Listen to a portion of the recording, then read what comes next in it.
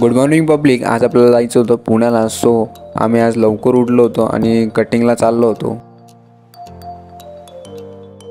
Finally आपण कटिंगला पोहोचलो आहे. पण यार खूप नंबर आहे इथं. 2-3 नंबरानंतर अभिभाऊंचा नंबर आला आहे. फायनली तिकीट काढल्यानंतर आम्ही ट्रेनकडे चाललो होतो आणि तेवढ्यात अभिभाऊंना त्यांच्या मित्राचा फोन आला आणि त्यांचे मग पैशावरून वाद सुरू झाले. नंतर आम्ही त्यांचे भांडणं मिटवून खाली आलो आणि तोपर्यंत आमची ट्रेन सुद्धा आली होती.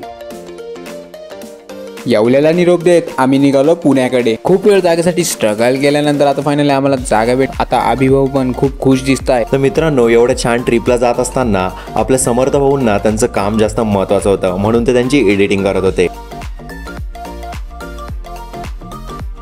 दौडमध्ये आमची रेल्वे क्रॉसिंगसाठी थांबली होती. तिथे आम्ही खूप बोर पण होत होतो आणि आम्हाला त्याचबरोबर भूक पण लागली होती. सो आम्ही काही कुरकुरे खाल्ले. त्यानंतर परत आमची ट्रेन पुण्याच्या दिशेने जाऊ लागली.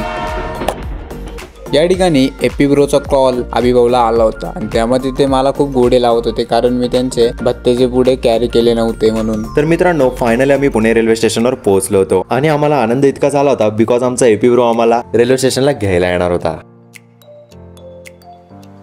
इथे आपल्या अभिभाऊला काय झालं होतं काय माहिती, पण तो खूप मूडमध्ये सिड्या उतरत होता आणि त्याला काय बोलावं मला सुचत नव्हतं. एपी ब्रोचा वेट करून समर्थ भाऊ तर वैतागून गेले होते. पण आपल्या अभिभाऊचं काहीतरी वेगळंच चालू होतं. त्याला कसलाच फरक पडत नव्हता. तो फक्त गाण्याची वाईब घेण्यात व्यस्त होता. सो त्यानंतर मी समर्थ भाऊला चहा आणायला लावला आणि तो चहाचे 2 कप घेऊन हसत खेळत माझ्यापर्यंत आला.